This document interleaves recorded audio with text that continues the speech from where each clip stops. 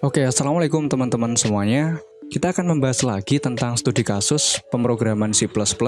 Video kali ini kita akan coba ulas tentang skema pola persegi. Nah, nanti kita akan coba buat dua studi kasus. Yang pertama itu kita akan ulas tentang pola persegi yang biasa. Yang kedua nanti kita akan coba berikan beberapa kondisi yang mana bisa membuat persegi kita nanti ada variasinya, teman-teman. So, nggak usah lama-lama, langsung aja simak videonya sampai selesai.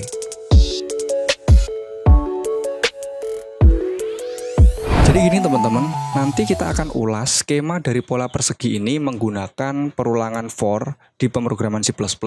Dan untuk pola persegi yang akan kita bahas kali ini, bentuknya itu seperti ini. Jadi di sini kita akan menampilkan beberapa lingkaran yang bisa membentuk pola persegi. Sebenarnya ini bukan lingkaran teman-teman, ini adalah huruf O kecil yang saya tampilkan menggunakan perulangan for. Dan setelah kita nanti berhasil membuat persegi yang ini, kita akan coba untuk asal logika kita menggunakan beberapa kondisi yang bisa membentuk yang awalnya perseginya seperti ini, full ya. Kita nanti akan ubah bentuknya menjadi seperti ini dengan menggunakan beberapa kondisi atau menggunakan kondisional ya teman-teman. Dan nanti kita akan memanfaatkan if else di sana. Dalam membentuk persegi itu kita perlu beberapa logika dasar ya teman-teman. Kalau kita lihat di sini teman-teman, kita punya 4 baris dan juga 4 kolom. Atau kita punya 4 karakter yang ditampilkan secara mendatar dan juga mempunyai 4 karakter yang ditampilkan secara menurun. Ya di sini kita downgrade satu persatu. Ya sebenarnya di sini kita punya 2 perulangan. Perulangan yang pertama kita gunakan untuk menampilkan si karakter lingkaran ini secara mendatar. Kalau kita lihat yang ada di hasil akhirnya, kita punya 4 karakter secara mendatar, yaitu ditampilkan di sini. Di sini ada ke-1, ke-2, ke-3, ke-4. Tapi ini ilusinya teman-teman. Sebenarnya kita nggak benar-benar menampilkan 4 buah lingkaran. Yang kita tampilkan hanya 3 secara mendatar. Dan untuk yang keempat gimana dong? Untuk yang keempat kita tampilkan secara menurun. Jadi yang di paling belakang ini kita tampilkan secara menurun atau menggunakan looping yang memanfaatkan n-line. Nanti kita ulas. Nah, di sini logikanya gini.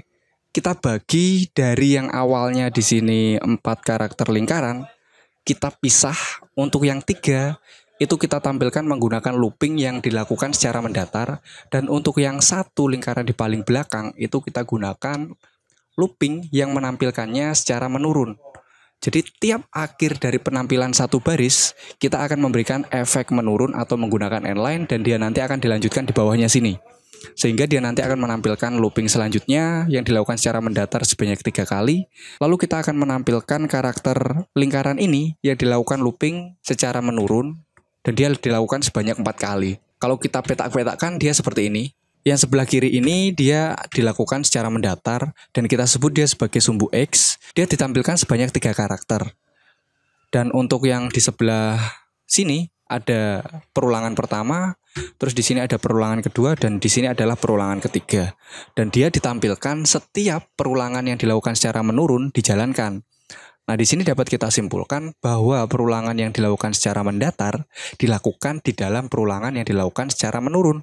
Setiap kita melakukan 1 kali perulangan menurun, sebelum kita menampilkan si lingkaran ini, maka kita melakukan looping dulu sebanyak 3 kali agar menampilkan lingkaran secara mendatar. Kalau dia sudah melakukan 3 kali, baru kita tampilkan yang dilakukan secara menurun. Nah, di sini untuk yang menurun kita sebut sebagai sumbu Y yang menampilkan 4 karakter lingkaran. Di sini adalah looping pertama, di sini looping kedua, ketiga, dan keempat. Seperti itu. Oke, kalau kita sudah memahami konsepnya, sekarang kita akan coba masuk ke compiler kita. Di sini saya menggunakan compiler Dev C++. Ingat, kita menggunakan 2 buah perulangan. Sebelumnya silahkan kalian ketikkan struktur dasar dari pemrograman C++-nya. Silahkan kalian gunakan IOStream library-nya, dan untuk namespace-nya kalian gunakan std. Untuk di main, sekarang kita akan coba tampilkan 4 karakter secara menurun. Di sini saya menggunakan perulangan for. Di sini saya punya sebuah variabel. Tadi karena yang menurun dia adalah y. Jadi sini saya buat y. Dia dimulai dari angka 1. Loopingnya dimulai dari looping pertama. Terus dia akan terus dijalankan selama si variabel y ini dia kurang dari atau sama dengan 4. Otomatis nanti loopingnya dilakukan ketika variabel y itu nilainya 1, 2, 3, dan 4. Dia akan menampilkan 4 buah karakter lingkaran. Dan setiap loopingnya dia akan dilakukan increment, jadi y++. Setiap looping apa dong yang terjadi? Nah, di sini setiap perulangannya kita akan coba tampilkan si lingkaran. Nah, lingkaran di sini saya menggunakan O, teman-teman. Jadi untuk lingkaran ini sebenarnya saya menggunakan huruf O kecil. Jadi dia kesannya seperti lingkaran kalau kita tampilkan di terminal nanti. Karena dia perulangannya dilakukan untuk menampilkan karakter secara menurun, otomatis di belakang sini saya akan berikan perintah endline atau perintah di C++ yang dilakukan untuk memberikan efek enter. Kalau skripnya sudah kalian tulis seperti ini, sekarang coba kalian compile and run, dan dia akan menghasilkan output seperti ini, teman-teman. Jadi ada lingkaran yang ditampilkan secara menurun sebanyak 4 kali. Nah, sekarang tugas kita adalah menampilkan lingkaran itu secara mendatar sebelum kita mencetak si lingkaran yang dilakukan secara menurun ini. Nah, otomatis kita akan buat looping lagi nih di sini. Sebelum kita menampilkan O ini, kita akan menampilkan di sini menggunakan looping. Yang mendatar tadi kita inisialkan dengan X karena sumbunya adalah sumbu X. Di sini kita buat variabel X, dia dimulai dari looping pertama, terus X akan dilakukan looping selama dia kurang dari atau sama dengan 3. Nah, karena kita menampilkan cuma 3 aja. Coba di sini kalau ternyata kalian menggunakan angka 4 nih, melakukan 4 perulangan. Selama perulangannya variabel X akan kita incrementkan. Kalau di sini kita see out untuk si karakter O ya, atau karakter lingkaran yang kita gunakan untuk membuat si pola kotak tadi ya. Ini saya berikan spasi biar dia lebih rapi, teman-teman. Nah, bedanya dengan for yang ada di luar atau for yang menggunakan sumbu Y, kalau yang di sumbu X ini kita nggak menggunakan endline karena dia menampilkannya secara mendatar. Kalau sudah, sekarang kita coba compile and run. Nah, di sini dia melakukan perulangan sebanyak 4 kali secara mendatar, dan untuk yang menurun dia melakukannya sebanyak 4 kali. Sehingga untuk kolomnya yang menyamping ini terbentuk 5 karakter lingkaran. Padahal kita tadi pengennya menampilkannya ke samping 4 ke bawah 4. Ya berarti di sini kita kurangi 1 dong, teman-teman. Untuk yang ini kurang dari atau sama dengan 4 kita ubah menjadi 3. Ya, kalau kita jalankan, sekarang dia sudah menampilkan 4 menyamping dan 4 menurun. Jadi 4 karakter lingkaran yang ditampilkan secara mendatar dan 4 karakter lingkaran yang ditampilkan secara menurun, kayak gitu. Nah, sekarang gimana caranya biar untuk si angka 4 dan 3 ini kita nggak menuliskannya di dalam batasan yang ada di looping ini. Kita pengennya dia ada sebuah variabel yang menampung kapasitas untuk menampilkan berapa baris dan berapa kolom, atau berapa karakter secara mendatar dan berapa karakter yang ditampilkan secara menurun. Nah, di sini saya akan buat variabel integer namanya batas atau Z lah ya. Di sini variabel Z saya berikan nilai 4. Jadi di sini saya sesuaikan aja kurang dari atau sama dengan Z. Jadi di sini saya sesuaikan aja untuk angka 4 yang ada di dalam perulangan for, saya ubah menjadi variabel Z. Dan gimana untuk 3-nya? Nah, ini untuk 3 tetap saya ubah menjadi Z, tapi untuk kondisinya nggak ada sama dengannya. Ya, jadi kurang dari 4, berarti 4-nya nggak ngikut, dia sampai 3 aja gitu. Kalau kita compile and run, sekarang dia menampilkan sudah sesuai, seperti yang tadi. Hanya saja mekanismenya kita nggak menggunakan nilai yang kita letakkan di dalam for-nya, tapi nilainya kita masukkan ke dalam sebuah variabel. Nah, kalau di sini Z-nya kita ubah jadi 10, kita jalankan, kita compile and run, dia akan menampilkan sebanyak 10 karakter menyamping dan 10 karakter yang ditampilkan secara menurun. Kalian hitung aja. Ya, ini udah banyak ya. Kayak gitu kalau kalian ingin memodifikasi untuk memberikan inputan di sini, untuk memberikan nilai sesuai inputan keyboard, berapa baris yang kita tampilkan dan berapa kolom yang kita tampilkan, silahkan kalian gunakan cin. Saya gini aja dulu, nggak masalah, biar nggak panjang-panjang programnya. Oke, untuk tahap 1 kita udah beres. Sekarang kita masuk ke pembahasan yang tadi. Kalau kita sudah berhasil menampilkan pola yang ini, jadi kita sudah fix ya teman-teman, beres. Sekarang kita akan mengubah dari pola yang awalnya seperti itu tadi menjadi tengah-tengahnya bolong. Kalau tengah-tengahnya bolong berarti kita punya sebuah kondisi yang memungkinkan kita untuk menampilkan karakter dan kapan kita tidak menampilkan karakter. Atau mengganti karakternya itu, kalau di sini saya menggunakan karakter spasi ya. Sebenarnya ada karakternya, cuma karakternya berupa spasi gitu aja. Yang ditampilkan itu berupa lingkaran, yang di tengah-tengah ini sebenarnya dia juga karakter, tapi karakternya adalah spasi gitu aja. Ya, jadi di sini tetap kita punya 3 karakter yang ditampilkan secara mendatar, dan juga kita punya 4 karakter yang ditampilkan secara menurun atau sumbu X dan sumbu Y. Y-nya di sini 1, 2, 3, 4. Untuk X-nya di sini 1, 2, dan 3 di sini. Nah, jadi di sini kita punya batasan nih. Batasannya seperti apa? Untuk karakter yang ditampilkan secara mendatar, kondisinya adalah untuk X-nya itu nilainya adalah 1, 2, dan 3. Dia ditampilkan semua. Tapi di sini ada sebuah kondisi yang bisa kita jadikan patokan. Untuk yang di atas ini, dia akan ditampilkan semuanya untuk variabel X-nya ketika si variabel Y itu nilainya adalah 1. Jadi ketika si variabel Y ini nilainya 1, maka perulangan yang ada di dalam variabel X ini, dia akan menampilkan karakter lingkaran semuanya. Tapi kalau ternyata si variabel Y ini sudah nggak 1 ya, contohnya di sini kita punya angka 2 untuk variabel Y-nya. Yang di tengah sini dia nggak ditampilkan teman-teman. Jadi nggak semua perulangannya menghasilkan karakter lingkaran atau karakter O kecil ya.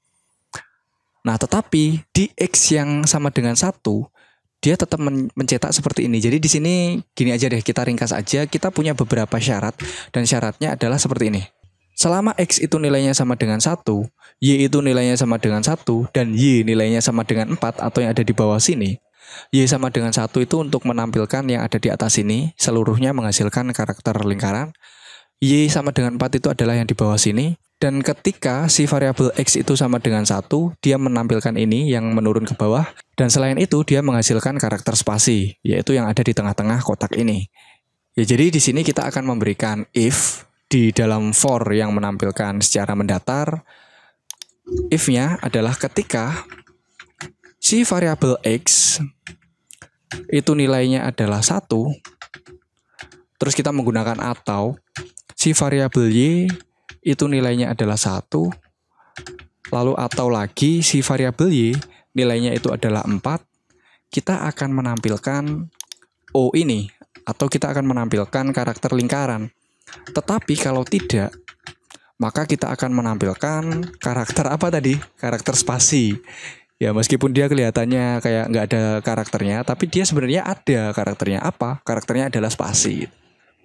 Gini, spasinya saya berikan 2 ya teman-teman, karena spasi yang pertama untuk mewakili karakter O, spasi kedua adalah ya memang karakter spasi yang sebelumnya kita gunakan untuk merapikan kotak itu.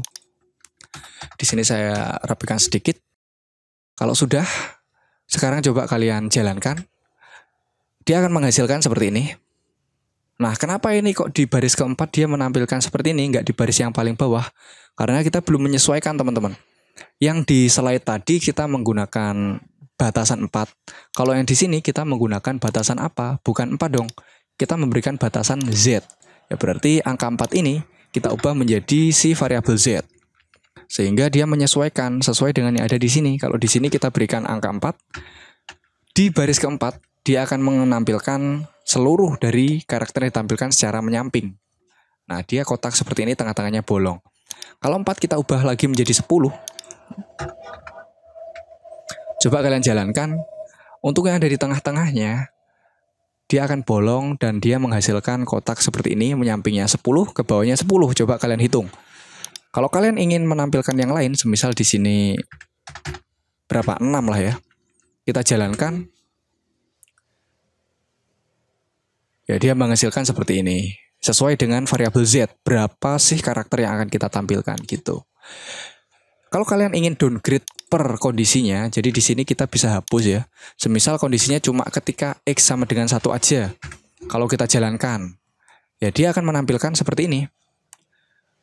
Ketika X sama dengan 1, dia menampilkan di sini.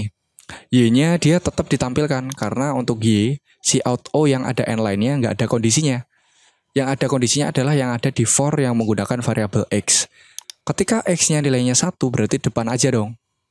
Dia menampilkan si karakter lingkaran.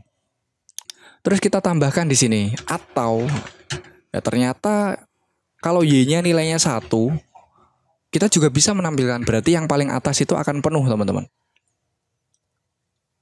Ya, atas ini akan penuh. Ya, atas ini karena Y-nya di sini adalah 1. Terus kondisi yang terakhir, atau kita berikan atau lagi, ketika si variabel Y itu nilainya sama dengan batasnya. Batasnya berapa? Adalah variabel Z. Kalau kita jalankan, yang di bagian bawah dia akan tertutup. Gini. Ya, seperti tadi kalau Z-nya keliru semisal dia adalah angka 3, ya berarti baris ketiga dia akan menampilkan karakter O itu secara penuh menyampingnya. Nah, ini baris ketiga, 1, 2, 3. Ketika variabel Y itu nilainya 3, dia akan menampilkan seperti ini.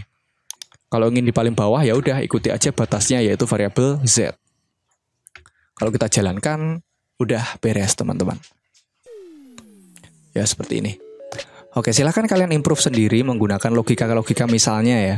Menggunakan C-in ya, menggunakan inputan untuk menentukan kapasitas yang kita miliki. Berapa baris, berapa kolom yang ingin kita tampilkan. Atau kalian bisa mengubah dengan menggunakan karakter yang lainnya. Bintang boleh, sama dengan boleh, atau yang lainnya, pagar juga boleh. Silahkan improve sendiri. Tapi intinya logikanya seperti ini teman-teman. Mungkin itu ya teman-teman pembahasan kali ini. Semoga bisa menjadi bahan belajar untuk kita semuanya. Semoga bermanfaat. Cukup sekian video kali ini, saya akhiri. Wassalamualaikum warahmatullahi wabarakatuh.